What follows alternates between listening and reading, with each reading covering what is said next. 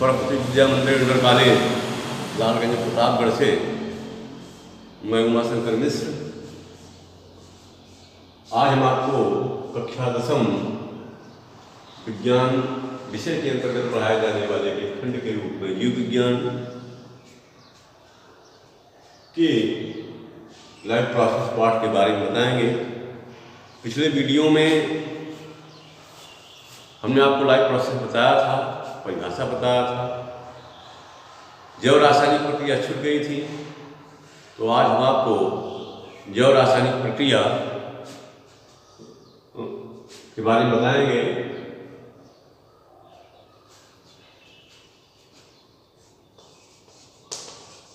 Biological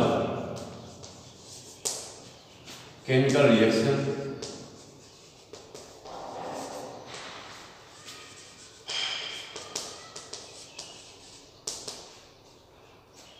जैव रासायनिक प्रक्रियाएं,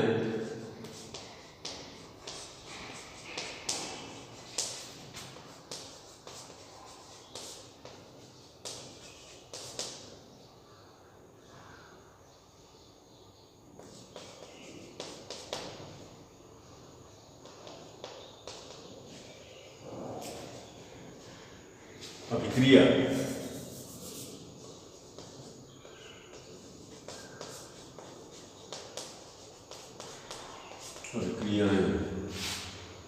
रिएक्शंस, बायोलॉजिकल केमिकल रिएक्शंस, जैव रासायनिक अभिक्रियाएं। जैव रासायनिक प्रक्रियाएं जो होती हैं उनमें कुछ प्रक्रियाएं जैव रासायनिक प्रक्रिया में भी आती हैं। जैव रासायनिक प्रक्रियाएं मेटाबॉलिक क्रियाएं होती हैं। शरीर के भीतर जो मेटाबॉलिक प्रक्रियाएं होती हैं वो सभी जैव रासायनिक प्रक्रियाएं अभिक्रियाएं हैं। जैव रासायनिक अभिक्रिया दो प्रकार की है। वो मेटाबॉलिक अभिक्रिया के आधार पर बनाया गया है। तो मेटाबॉलिक रिएक्शंस, मेटाबॉलिक उपापचय, मेटाबॉलिक क्रिया दो प्रकार की है। एक कैटाबोलिक, दूसरा एनाबोलिक, यानी उपचय और अपचय को मिला करके ये उपापचय बनता है। इसी आधार पर अपचय प्लस उपचय, ये दो प्रकार का हो गया। इसी के आधार पर बायोलॉजिकल केमिकल रिएक्शन भी दो प्रकार के होते हैं। अपचय को अंग्रेजी में कैटाबोलिक कहते हैं, कैटाबोलिक, और उपचय को एनाबोलिक क्रिया कहते हैं। इसी के आधार पर हम इसको दो भागों में बांट रहे हैं। पहला हो जाएगा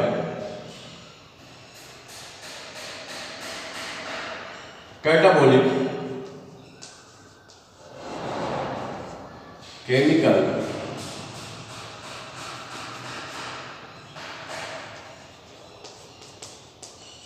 रिएक्शंस,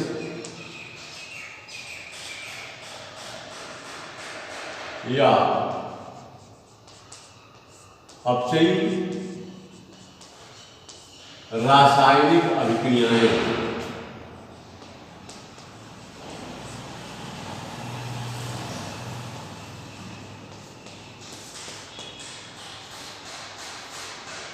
दूसरा है ये उपचय से भी अपचय उपचय से मिलकर मेटाबॉलिक बनता है। दो प्रकार का है, उपचय या एनाबॉलिक।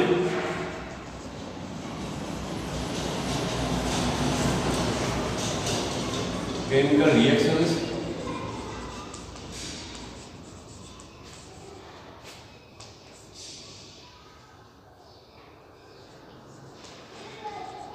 कई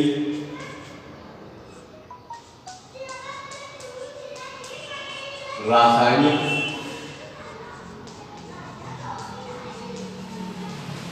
अभिक्रियाएं। तो बायोलॉजिकल केमिकल रिएक्शंस जो है वो दो प्रकार की। बायोलॉजिकल केमिकल रिएक्शन जैव रासायनिक अभिक्रिया शरीर के भीतर चलने वाली रासायनिक क्रियाओं को, रासायनिक अभिक्रियाओं को जैव रासायनिक अभिक्रियाएं कहते हैं। शरीर के भीतर केमिकल रिएक्शंस होते रहते हैं, पाचन में भी होता है, श्वसन में भी होते हैं। तो जीव के शरीर के भीतर होने वाली रासायनिक अभिक्रियाओं को जैव रासायनिक अभिक्रिया कहते हैं। दो प्रकार की होती है, कैटाबॉलिक केमिकल रिएक्शंस और एनाबॉलिक केमिकल रिएक्शंस। हम आपको अब कैटाबॉलिक केमिकल रिएक्शन के बारे में बताएंगे।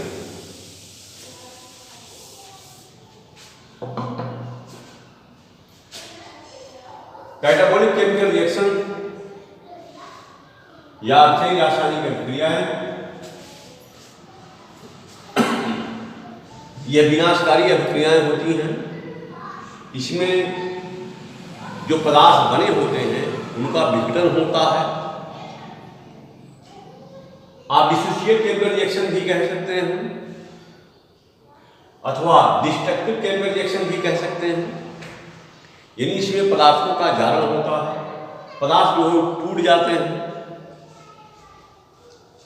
तो कैटाबॉलिक केमिकल रिएक्शन में जटिल पदार्थ सरल पदार्थ में टूटते हैं।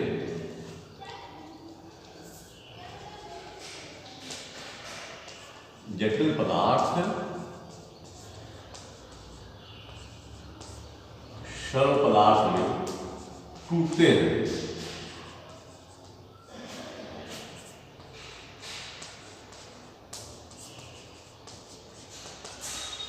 आप कह सकते हैं कि शरीर के भीतर होने वाली ऐसी रासायनिक अभिक्रियाएं जिनमें जटिल पदार्थ सरल पदार्थ में टूटते हैं, अपचयी रासायनिक अभिक्रियाएं कहलाती हैं।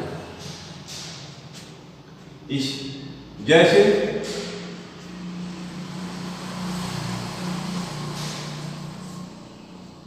पाचन,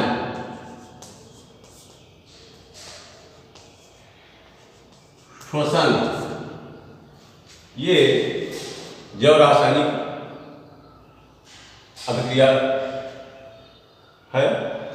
पाचन में जैसे आप स्टार्च का पाचन ग्लूकोज में होता है। स्टार्च टूट करके ग्लूकोज बनाता है, छोटी इकाई है स्टार्च की। उसी प्रकार से सुक्रोज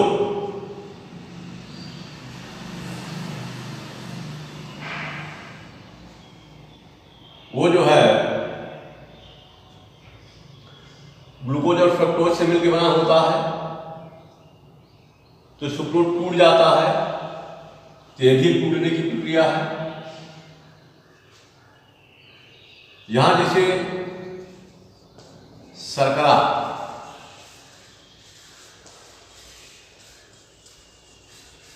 या सुक्रोज या डिसोसिएट होगा, ग्लूकोज और फ्रक्टोज में।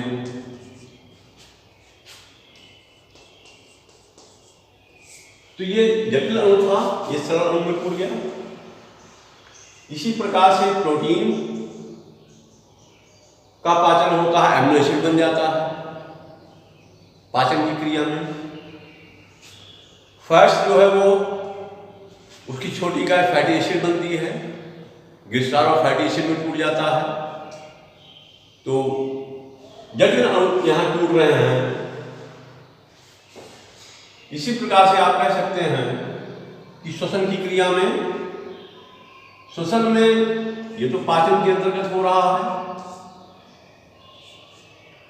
श्वसन में देखें आप,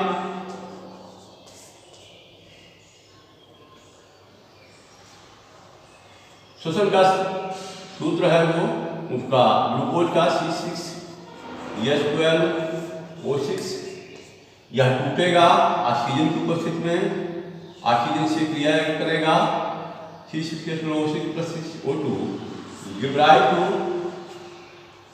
6CO2 + 6H2O + 673 KCl एनर्जी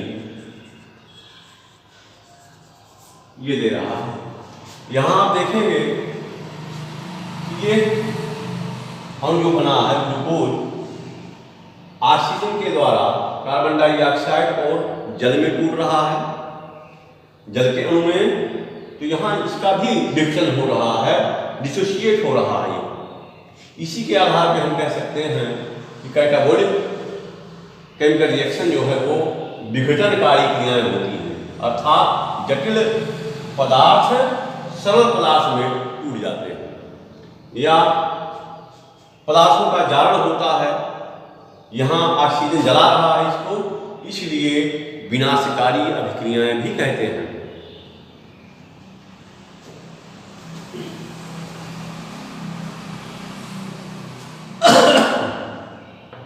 अगला है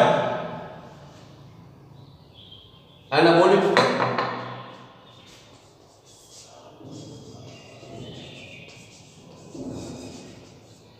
केमिकल रिएक्शन।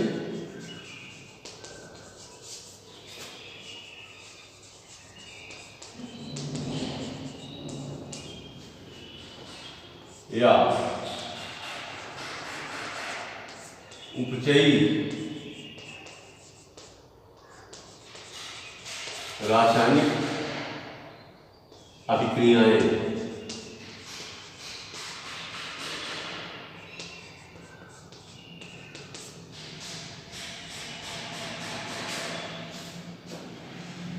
कैटाबॉलिक विनाशकारी है, इसमें टूटते हैं, यहां पर सरल अणु जुड़ करके जटिल अणु को बनाते हैं। तो एनाबॉलिक केमिकल रिएक्शन या उपचयी रासायनिक अभिक्रियाएं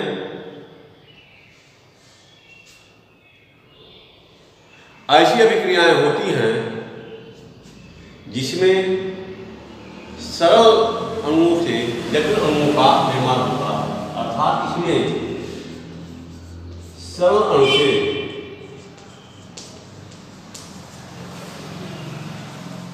जटिल अणु बनते हैं।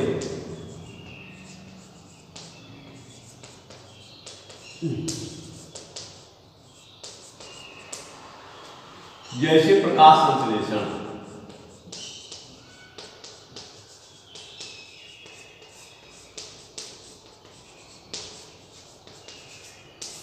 या फोटोसिंथेसिस।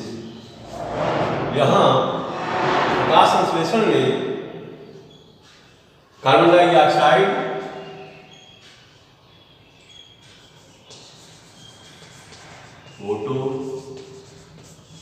फोटोसिंथेसिस या प्रकाश संश्लेषण में carbon dioxide 6CO2 + 12H2O in presence of light by chlorophyll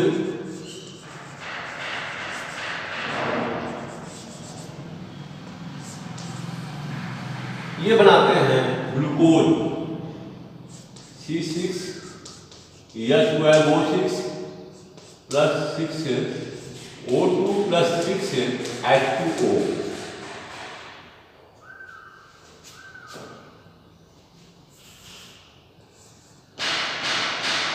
इस प्रकार आप देखेंगे कि यह सरल अणु है, यह भी सरल अणु है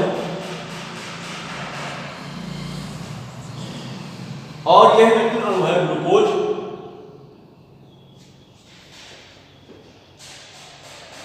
तो आप कह सकते हैं एनाबॉलिक केमिकल रिएक्शन या उत्तेजित रासायनिक प्रतिक्रियाएं ऐसी रासायनिक प्रतिक्रियाएं, जैव रासायनिक प्रतिक्रियाएं हैं जिसमें सरल अणुओं से जटिल अणुओं का निर्माण होता है,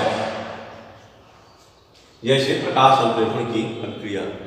मुझे आशा है आप इसको समझ गए होंगे।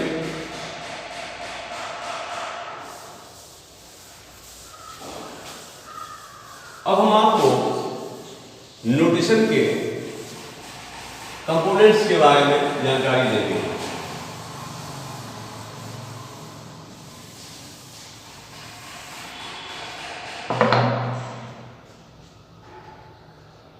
Main components of nutrition.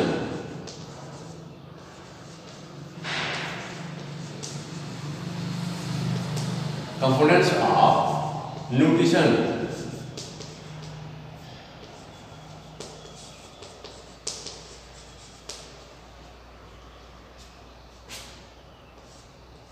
मुख्य पोषक तत्व।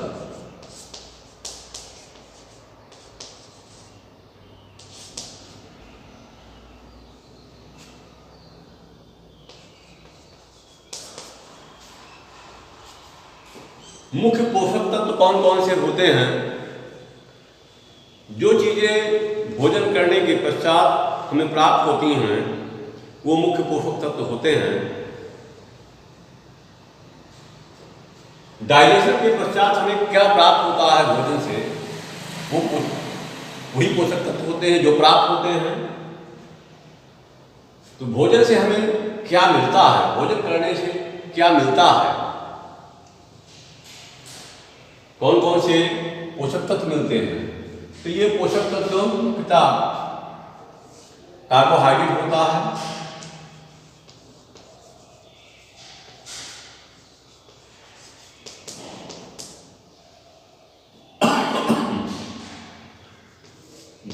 वसा होती है तथा विटामिन होती हैं।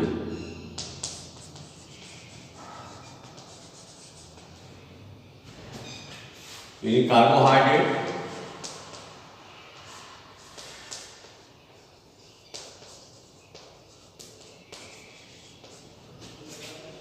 वसा तथा विटामिन, ये भोजन के मुख्य पोषक तत्व होते हैं। इसके तहत इसमें आप मिनरल्स भी पाते हैं, उनकी भी उपयोगिता है। उनकी कमी से भी डिसीज हो जाते हैं, रोग हो जाते हैं।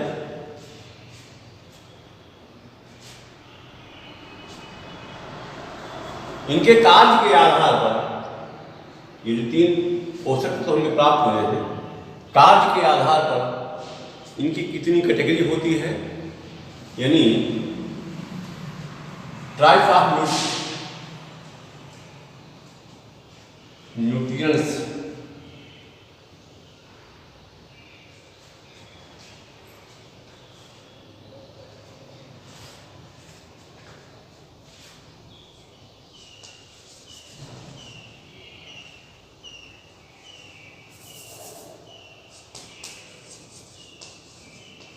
टाइप ऑफ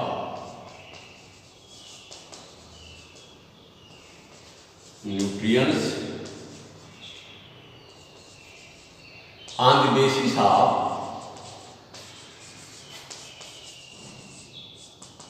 their work, यानी कार्य के आधार पर पोषक तत्व के प्रकार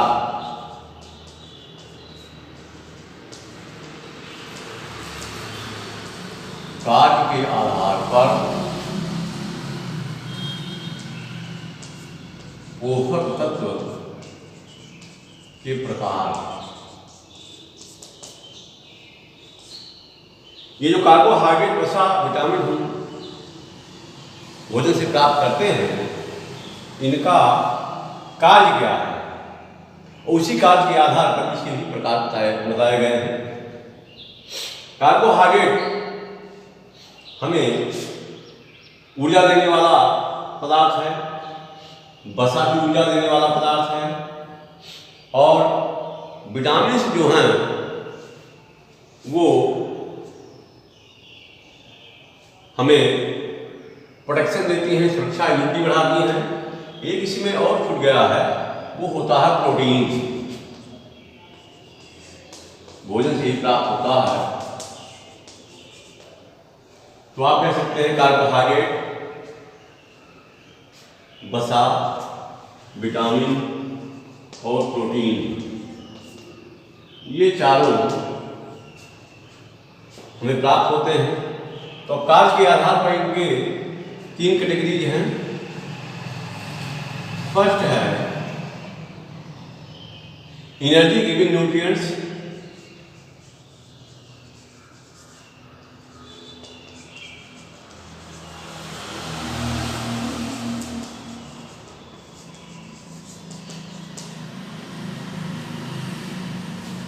ऊर्जा देने वाले पोषक तत्व।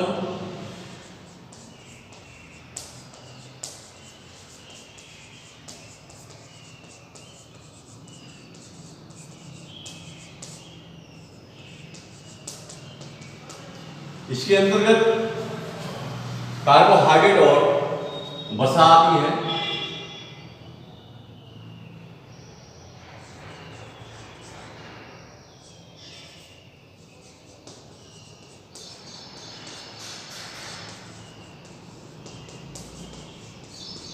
तथा वसा, यानी carbohydrate and fats are energy giving nutrients. ये ऊर्जा देने वाले पोषक तत्व होते हैं। सेकंड है ये प्रोटीन्स।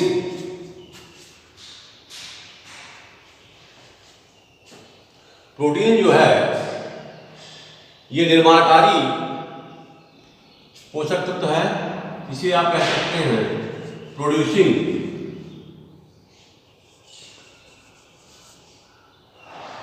न्यूट्रिएंट्स। प्रोड्यूसिंग न्यूट्रिएंट्स या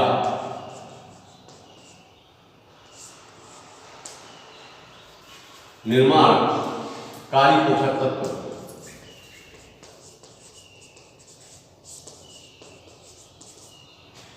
इसमें आता है प्रोटीन,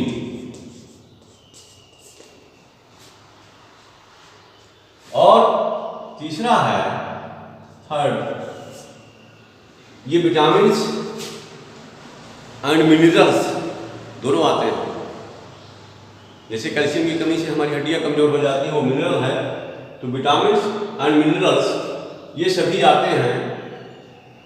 यहाँ हम मिनरल्स भी डाल सकते हैं, रहना चाहिए।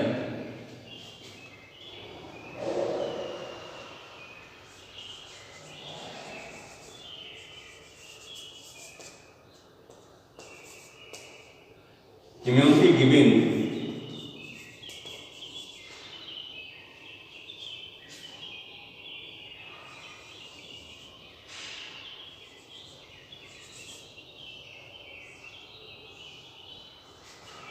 न्यूट्रिएंट्स।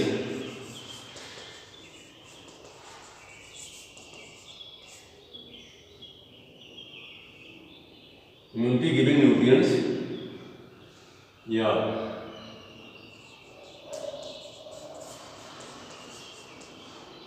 प्रतिरोधकता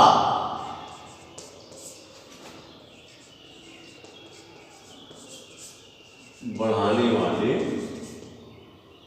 तत्व। इसमें आप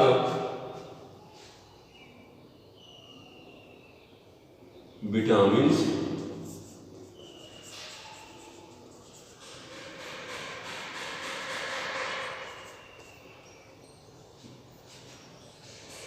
तथा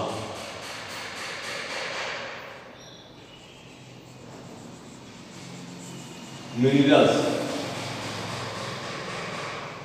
विटामिन और खनिज तत्व, इनको आप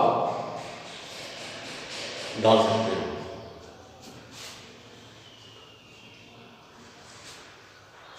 तो कार्ब के आधार पर पोषक तत्व 3 प्रकार के हुए।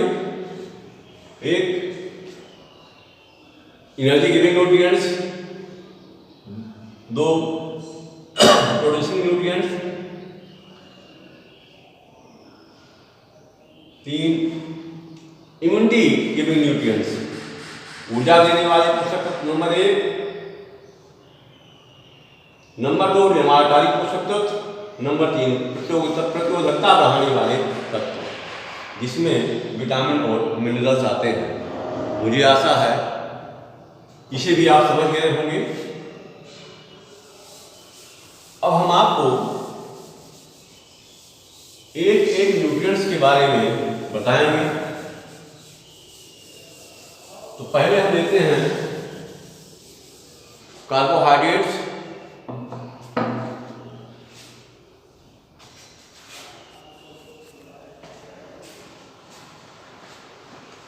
पहला है इसमें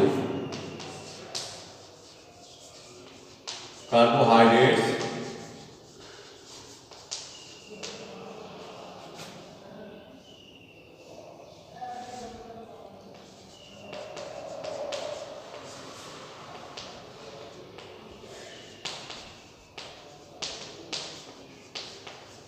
कार्बोहाइड्रेट्स नाम से स्पष्ट है, ये कार्बन, हाइड्रोजन और ऑक्सीजन की बनी हुई यौगिक होते हैं। Carbon plus hydrogen plus oxygen के बने हुए कंपाउंड हैं। ये ऊर्जा प्रदान करने वाले होते हैं, जिससे हमें ऊर्जा प्राप्त होती है। कार्बोहाइड्रेट 2 प्रकार के होते हैं। एक है सरल कार्बोहाइड्रेट,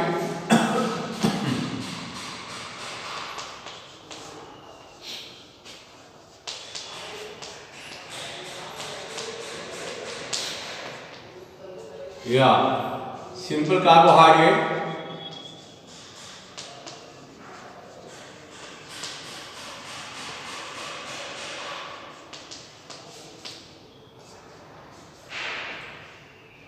और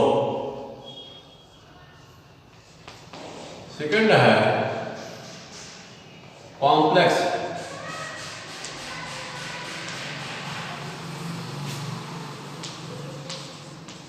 कार्बोहाइड्रेट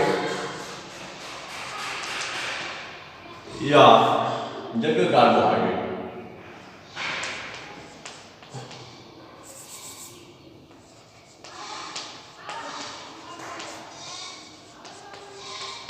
जटिल कार्बोहाइड्रेट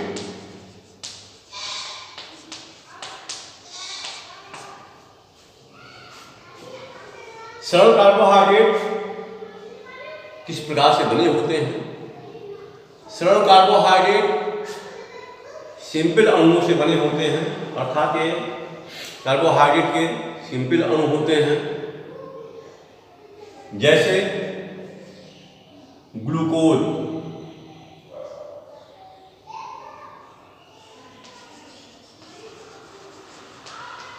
फ्रक्टोज,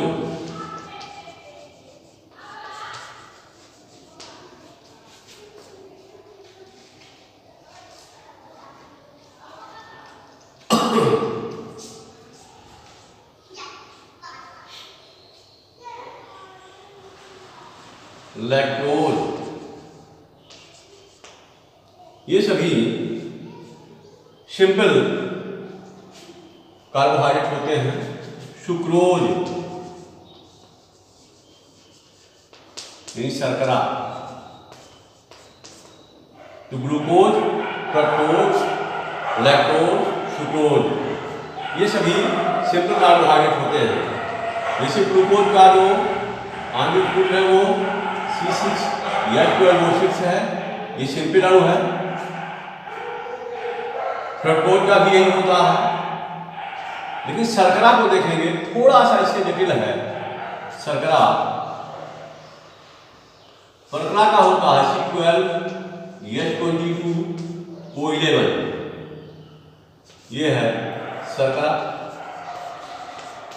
ये है ग्लूकोज।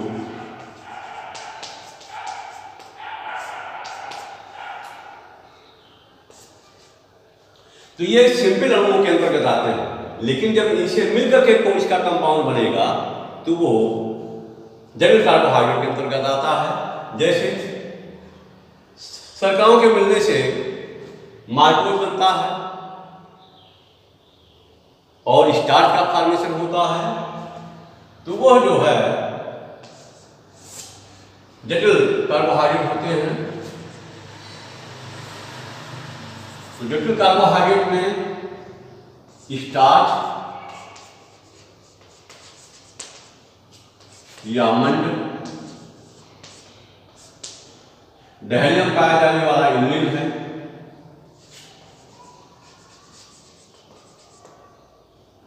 इनुलिन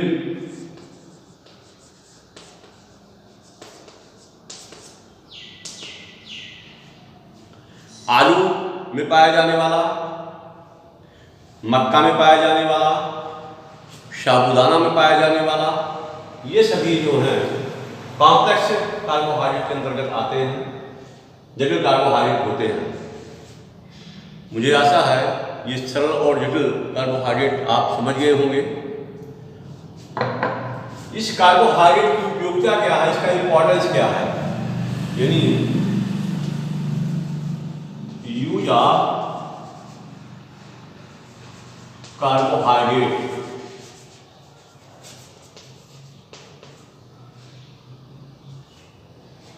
तो ये सब सभी कार्बोहाइड्रेट जो है वो ऊर्जा प्रदान करते हैं। कार्बोहाइड्रेट में ये सब तात्कालिक ऊर्जा देने वाले होते हैं कार्बोहाइड्रेट्स। इसीलिए जब धावक दौड़ के आते हैं तो उन्हें ग्लूकोज दिया जाता है।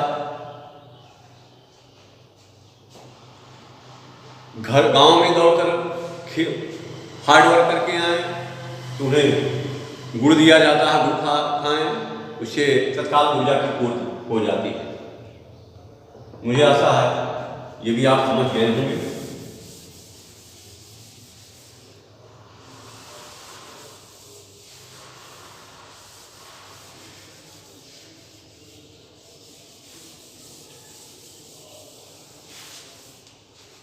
अब आपको बताएंगे फैट्स के बारे में। दूसरा है वसाएं।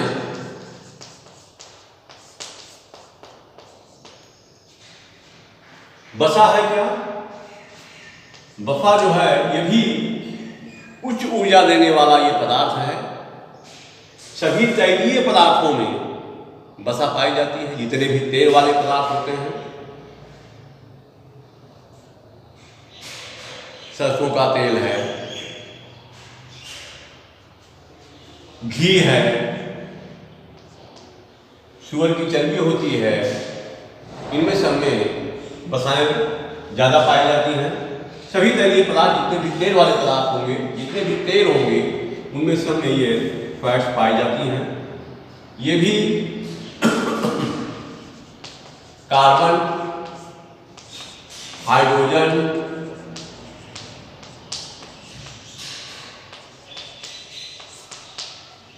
तथा ऑक्सीजन के बने हुए यौगिक होते हैं।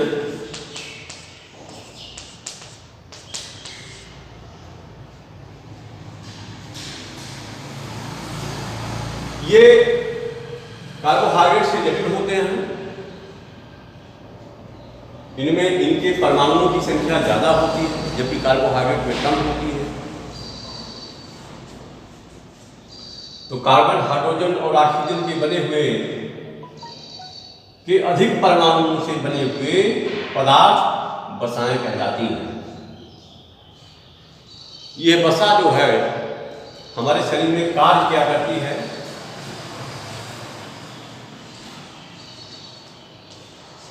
यूज ऑफ फैट्स,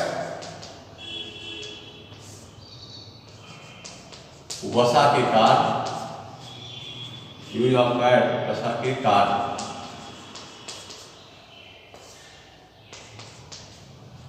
एक तो ये हाई एनर्जी देता है, ये टेम्परेचर का भी नियंत्रण करता है वसा। विटामिन ए इसमें घुली होती है वसा में।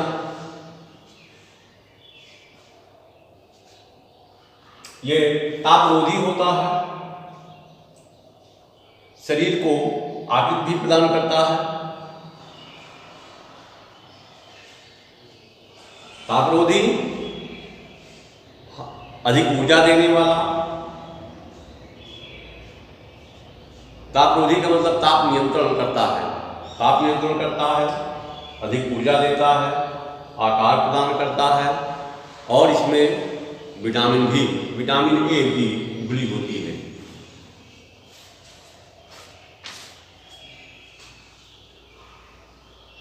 अब हम आगे आपको बताएंगे प्रोटीन्स के बारे में।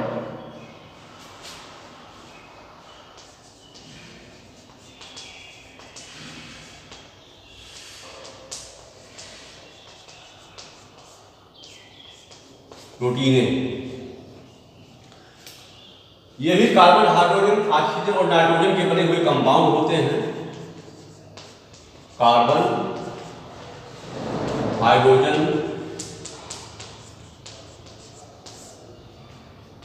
ऑक्सीजन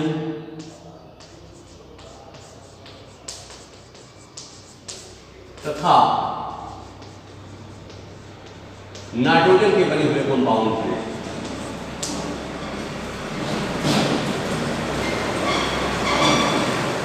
पाए कहाँ जाते हैं ये?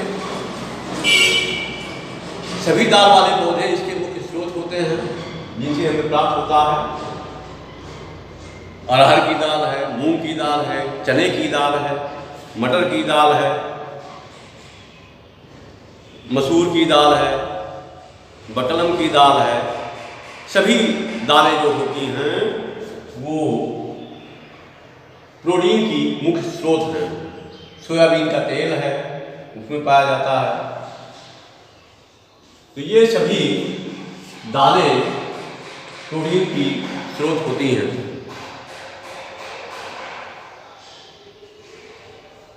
प्रोटीन की उपयोगिता क्या है, यानी इसका यूज क्या है? उपयोग,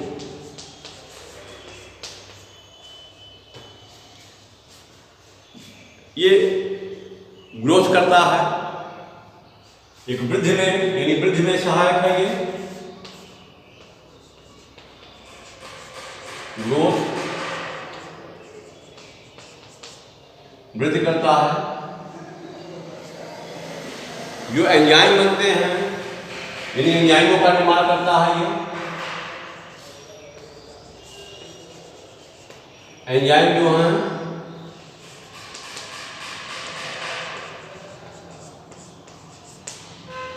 निर्माण करता है।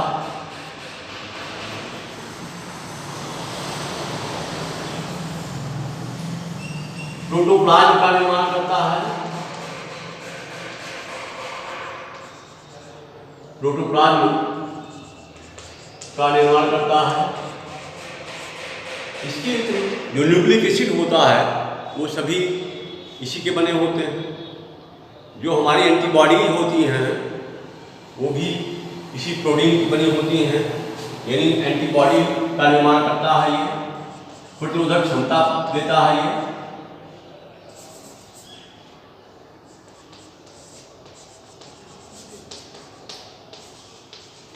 एंटीबॉडी का निर्माण करता है। ये चीजें सब हमें प्रोटीन से मिलती हैं। आज के वीडियो में बस इतना ही। कल आप इसे सब्सक्राइब करना नहीं भूलेंगे जिससे नोटिफिकेशन मिल जाए। इस वीडियो में को बनाने में लेट जरूर हुए, आगे हम इसका ध्यान रखेंगे।